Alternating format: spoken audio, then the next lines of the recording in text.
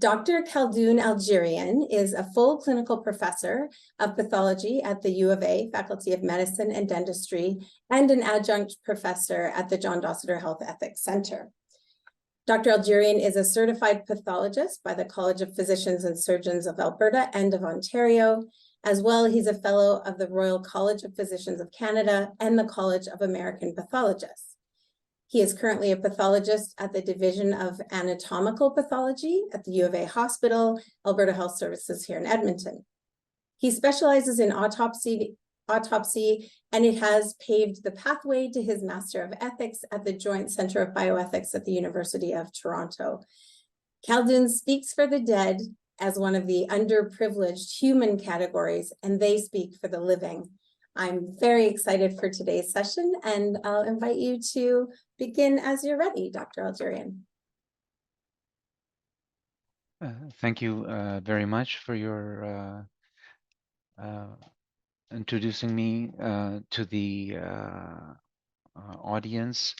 I'd also like to thank the John Dossiter Health Ethics Center for letting me present my opinion and ideas about autopsy and ethics and involving the community in this essential healthcare tool.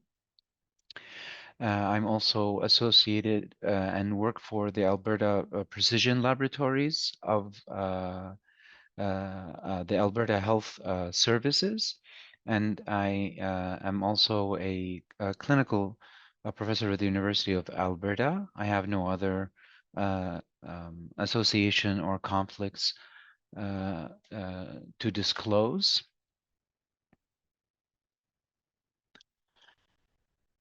I'd like just to give a brief introduction to myself and to my family, from which I have enjoyment in life and learn from very often. This is my beautiful wife, Noara, and my son, Case, and my daughter, Lilac. They both enjoy also reading, and I'll get to the story about reading and the diary that I learned from my son and how it relates to the autopsy. The title of my presentation today is Autopsy, which is also called Post-mortem Examination, Ethics and the Public. My objectives today are to explain the phrase "to see with one's own eyes," which is the autopsy / post-mortem examination. Number 2 is the ethical consideration in autopsy and what types of consent are needed for the authorization of this medical tool. And number 3, moving forward as a diverse community. So we think about justice and inclusivity or inclusion of all, and not just the healthcare worker. And the idea is to propose and practice a process to increase postmortem examination or autopsy via the proper public relation by pathologists with other physicians and the public together as a team. I realize that this session is not a part of the CAN meds, but I use this as a basis for establishing any lecture that I perform. It helps make sure that I've crossed out all the important parts of any learning process as a medical expert. So in decision making, and a communicator, so in patient disclosure and decisions that should be made by in this case, the next of kin, a collaborator with our colleagues, whether it's pathologists and physician or other physicians together as a team. as a leader in management and safety and quality of the mortality diagnoses and cause of death diagnosis, a health advocate, to advocate for proper diagnoses of the dead and and benefit the living with the diagnoses that we receive from examination of the dead. As a scholar, to base the lecture and on or the session on credible references and resources, and to be able to share this information with others, and as a professional by the commitment to the expertise that I was trained in as a pathologist and as an ethicist. Case loves reading, and one of the books that he's really into, and so is Lilac these days, as she has been able to read more complex books, is Diary of a Wimpy Kid. And if you have children or have read this book, you can understand that this is where the character in the book documents everything that is happening in their life at school and at home. And this is the way I view the autopsy is a diary of life.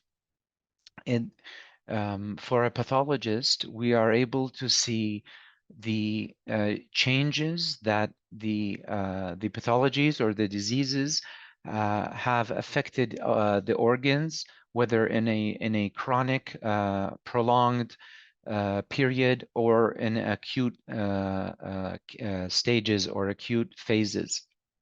So it's a diary of morbidity and mortality.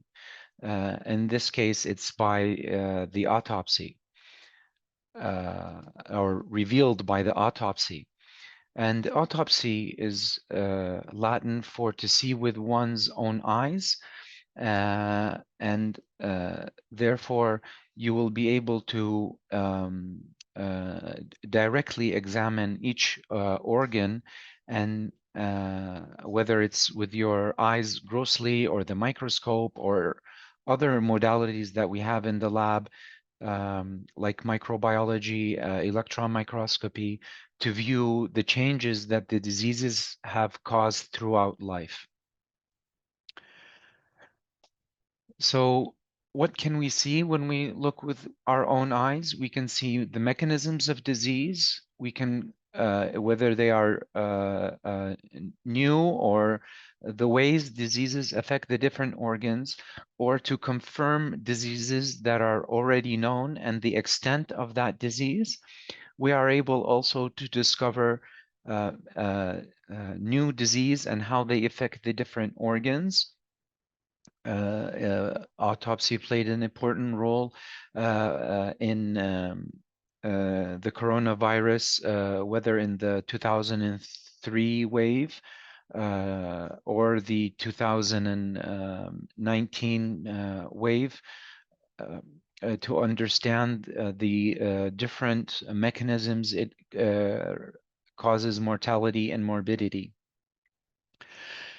We are able also, and we do, have different types of healthcare students, medical students, residents of pathology and other healthcare worker trainees do pass by the autopsy to learn about different disease, as does non-healthcare workers such as my time in the forensic autopsy center in Hamilton, where the first respondents would also rotate, whether from the peace officers or fire marshal department and the EMS.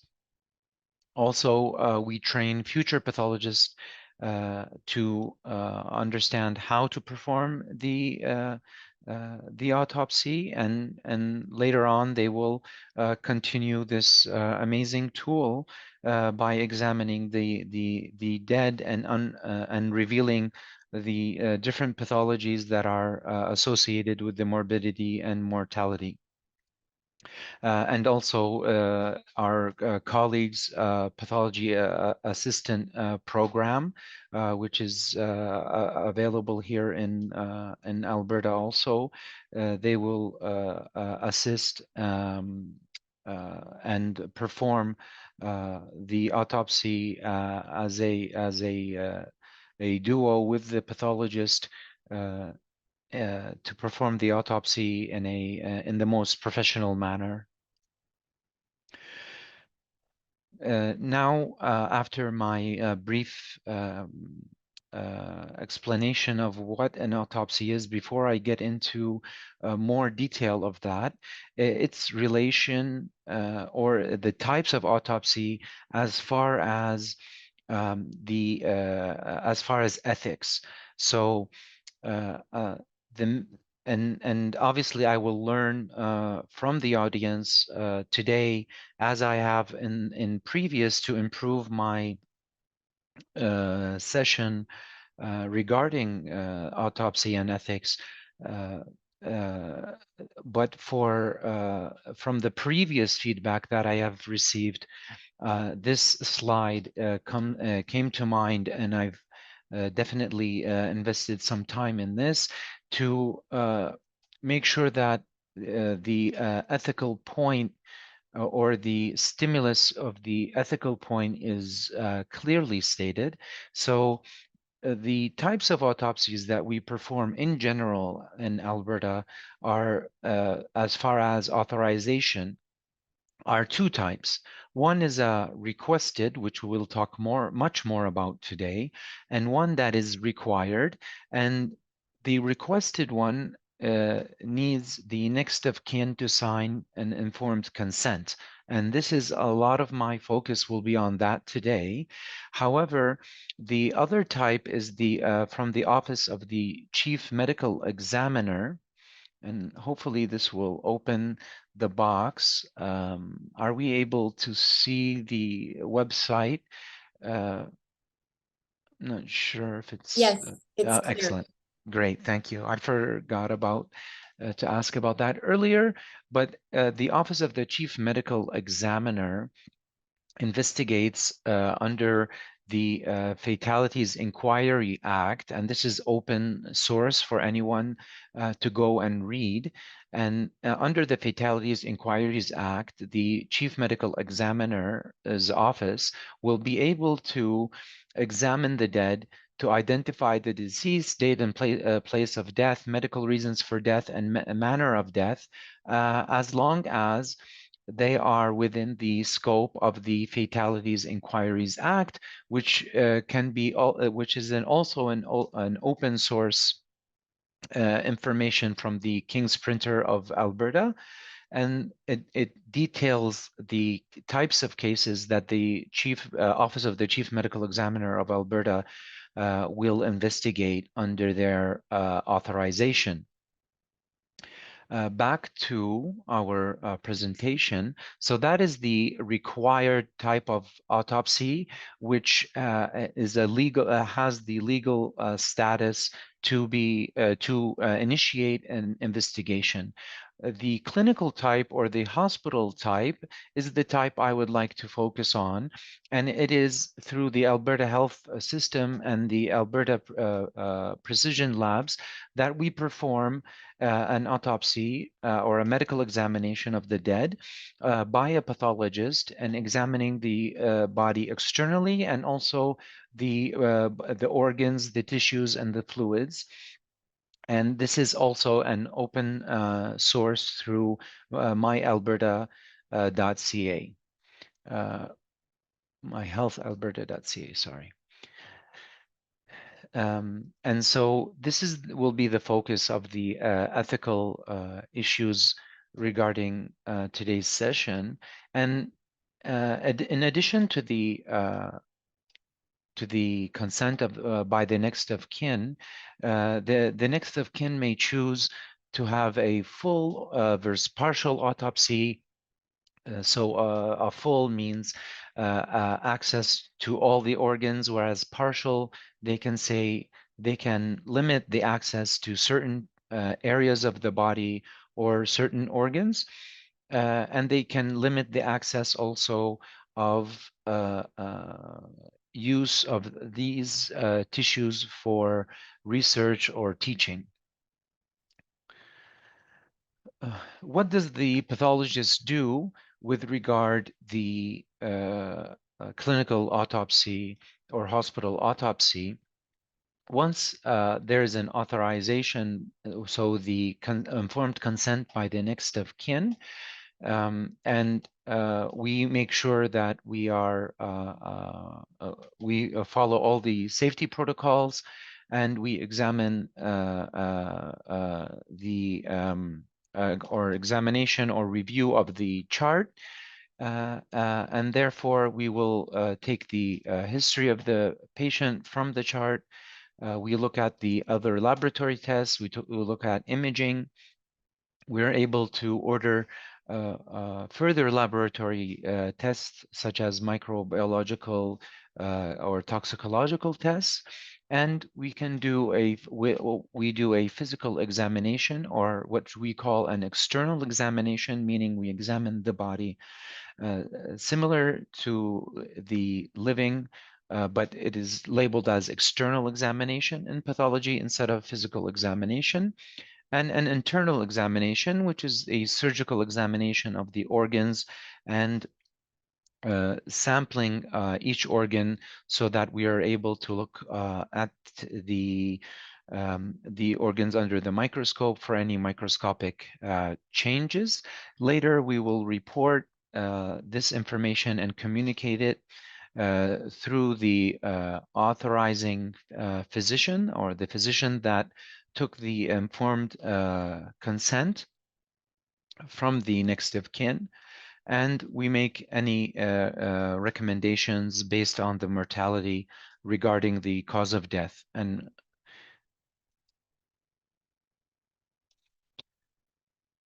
so one phrase that is used often in pathology is death delights to help the living.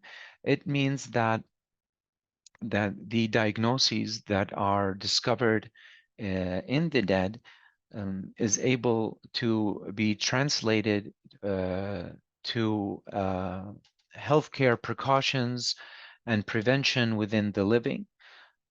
So some of the diagnoses regarding cancers or um, risk of cardiovascular and heart disease, maybe and liver disease and other types of whether diseases are related to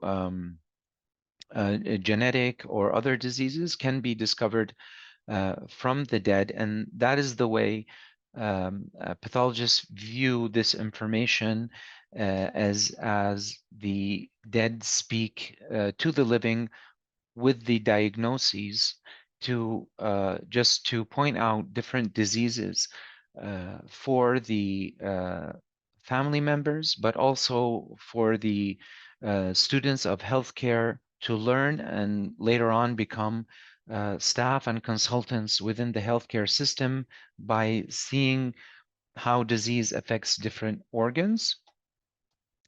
And we are able to give the information as feedback to maintain quality of patient care and the degree of disease, if it is similar to what was seen during life, or the effect of different therapies and how effective and the extent of tackling of different drugs of the disease is, we're able to measure that. We're also through that information we can help to develop, modify the efficacy of treatments. We also, during that examination, we're able to teach medical students, pathology residents, and non-pathology residents to view disease in a different way, and obviously training of future pathologists so that they will be able to take over the service in the near future, and we help with the accuracy of the death certificate or death certification, which plays a huge role in public health and epidemiology of the population of Alberta.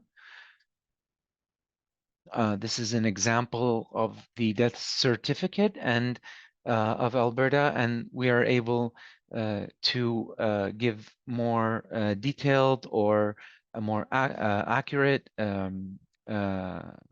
information and more detailed information sometimes to assist in the epidemiology of disease.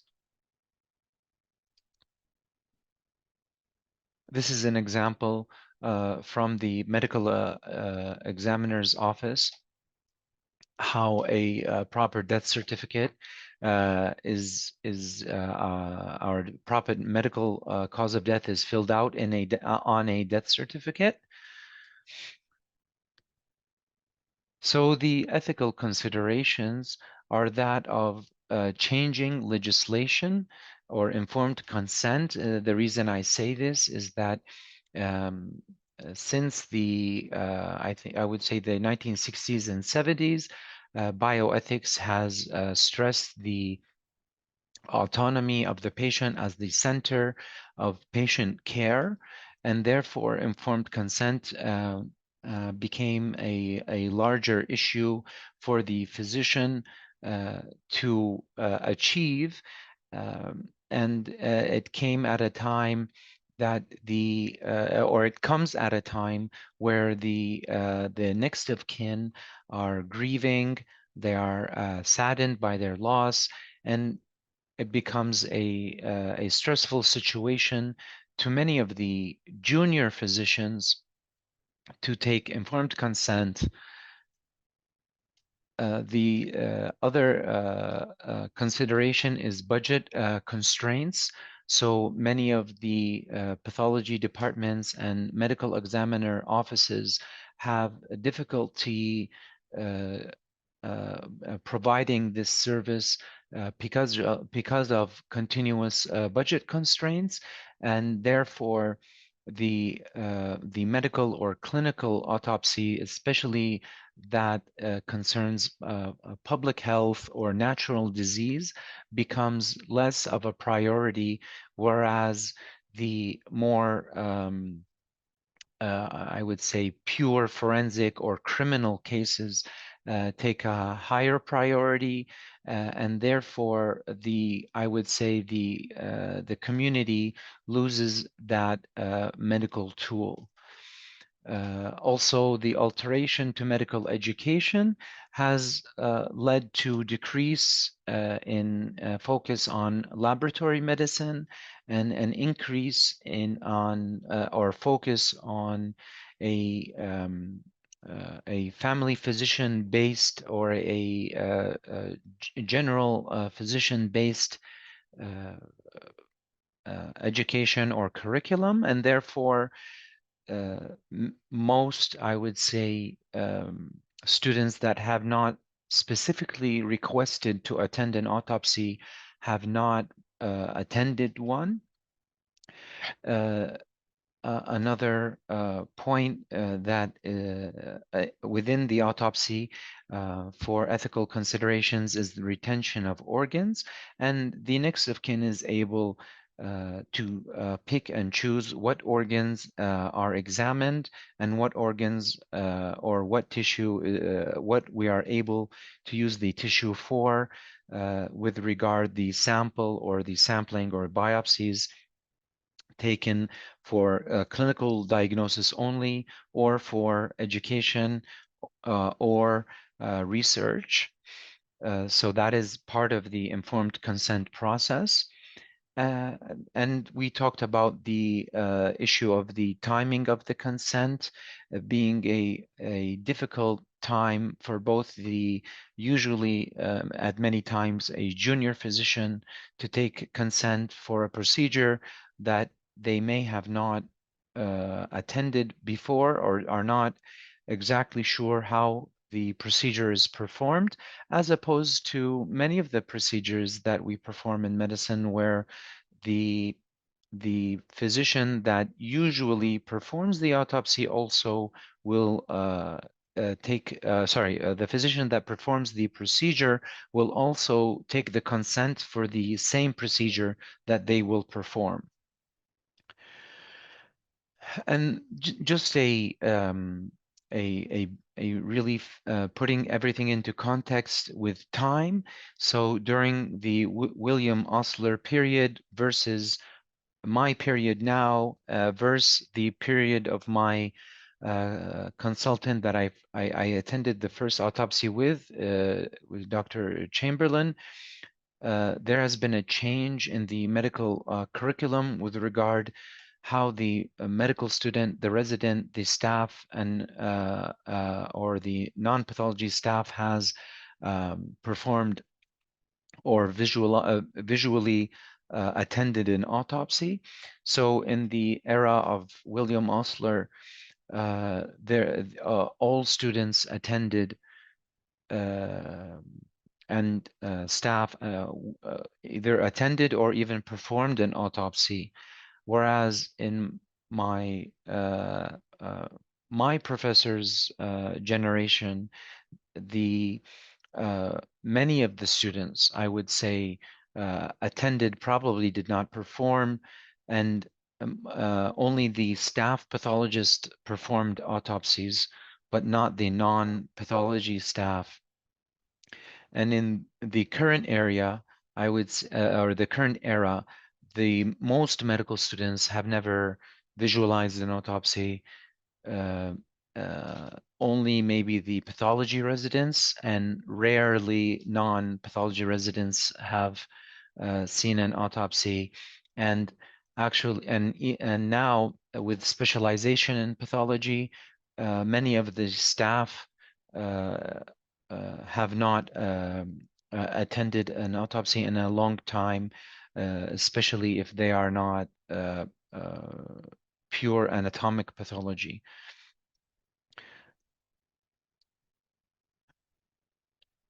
So these issues are an international issue. They are not specific to Alberta with regard to medical education or any of the other ethical issues. This is an international change, but to bring it into context locally, within Alberta, there is some information that the Alberta Health has provided with regard what is an autopsy, why it is done, how to prepare for an autopsy, what is the procedure, and this is all open source through myhealth.alberta.ca. The risks, the results of the autopsy, and how you will access the result as the next of kin, and links to other information. Also, since we brought up informed consent, we should talk about informed consent as a process and not as a signature on a paper. The CPSA has that information available online regarding how the informed consent is performed. It does go into consent for minors, but it doesn't have information specific to consent for the autopsy, but we can use that information as an example for what we perform in informed consent as a process for autopsy. And also to remind that we do have a research a box with regard the consent of the next of kin for autopsy, and it follows the policy of the core principles of the Canada Council in regard the guidelines of the policy in respect for persons, concern for welfare and justice.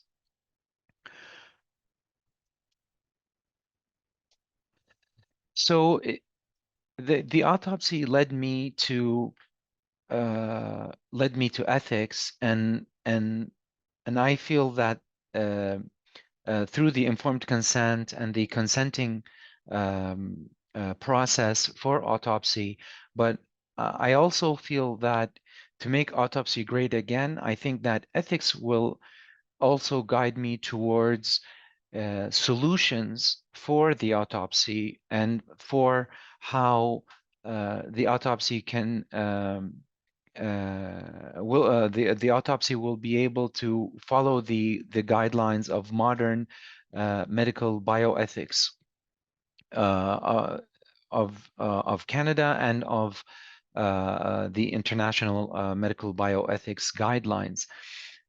So currently, the way I feel the postmortem or the autopsy is being dealt with is each of us is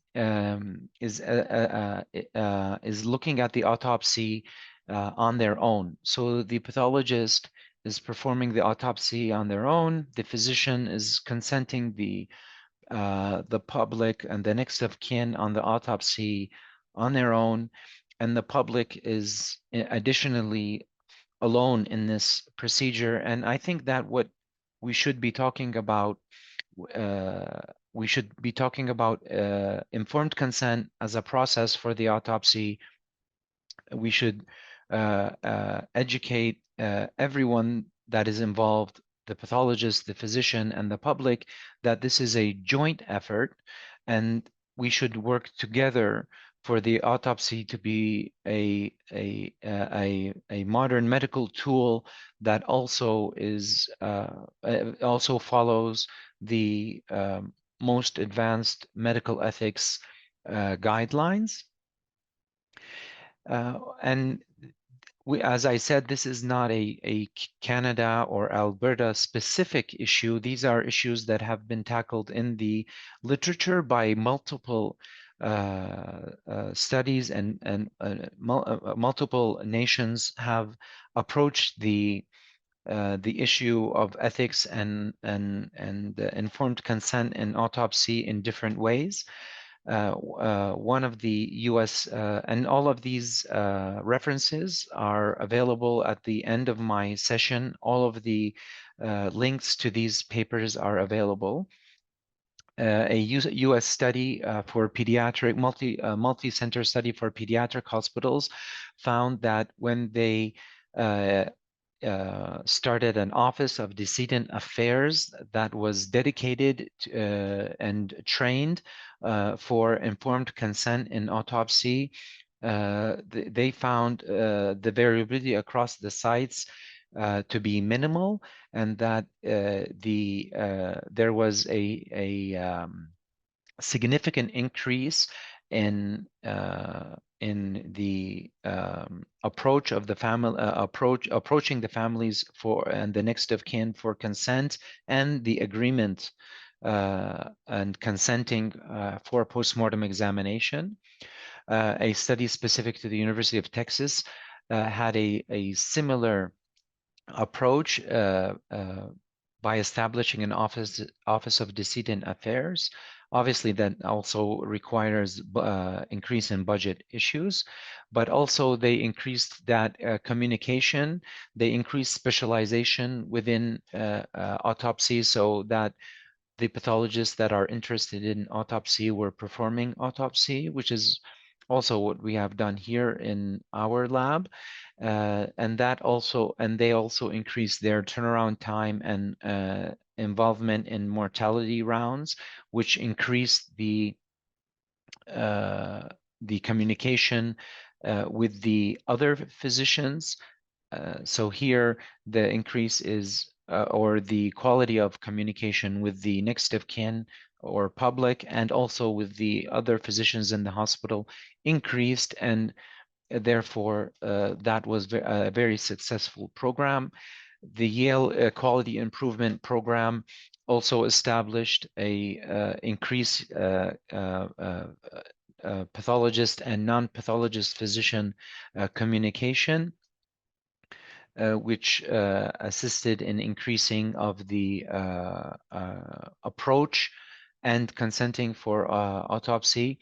The Michigan study, in addition to the Office of Decedent Affairs, they had graduates of the social work science program establish social work principles and training of physicians in social work principles to increase physicians' ability to communicate and cooperate with the next of kin.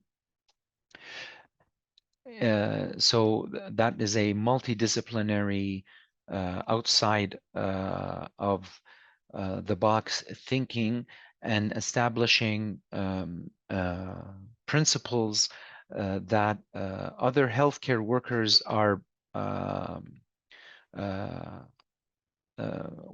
I would say they come more readily equipped with social work principles in the social science program than our graduates. And it is I would say a basis of their training. In the UK, they improved the facilities of the where the autopsy is performed. So a modern facility with that is not in, let's say, a basement and has a better environment to work in, and that and with the essential tools that are needed, functioning tools that are needed. So that's a budgeting issue also. In addition, they improved the curriculum, or not, I wouldn't say, I guess not the word improved, but they biased the curriculum towards an autopsy or laboratory medicine friendly addition to the curriculum. And it is offered by an instructor that is interested in teaching about postmortem or about autopsy. And they found that these were the main tools that improved their program in informed consent and approaching the next of kin for informed consent for autopsy.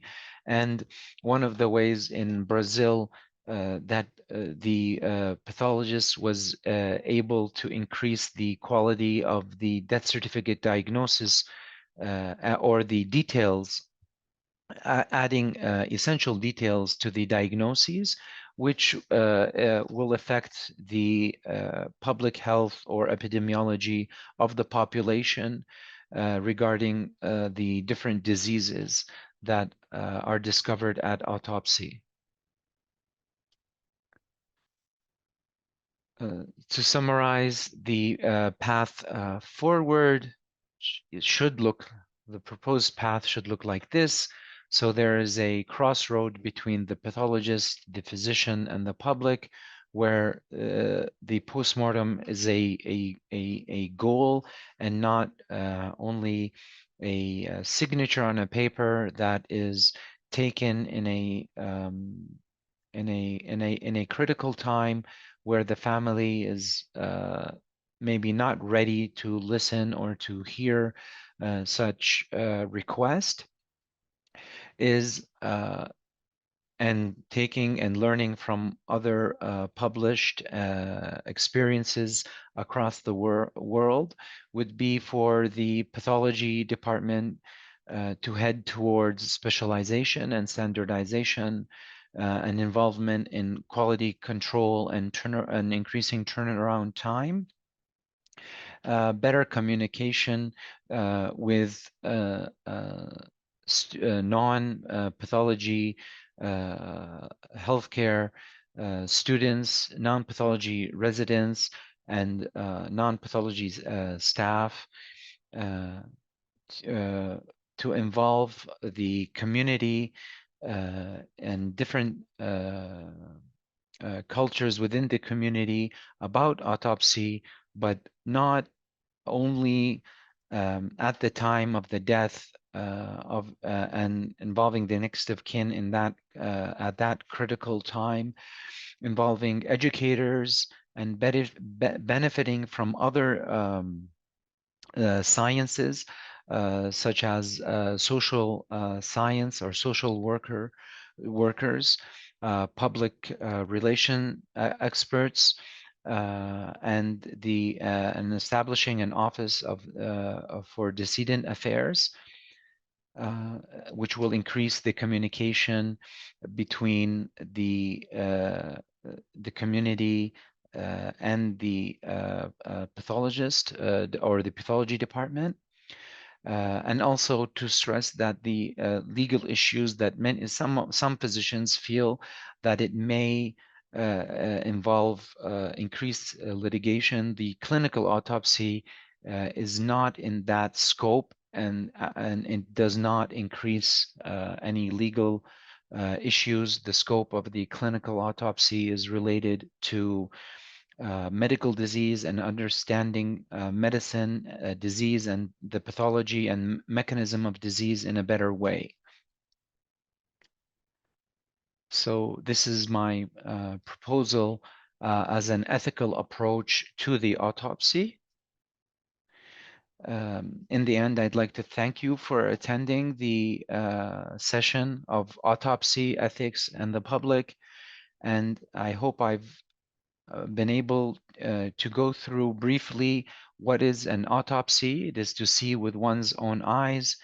What are the ethical consideration that I thought of when working in autopsy, and how to move forward as a diverse community together as a team to make sure that we are benefiting the most from this amazing medical tool.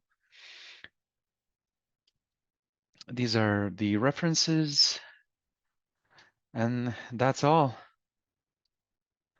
Thank you very much.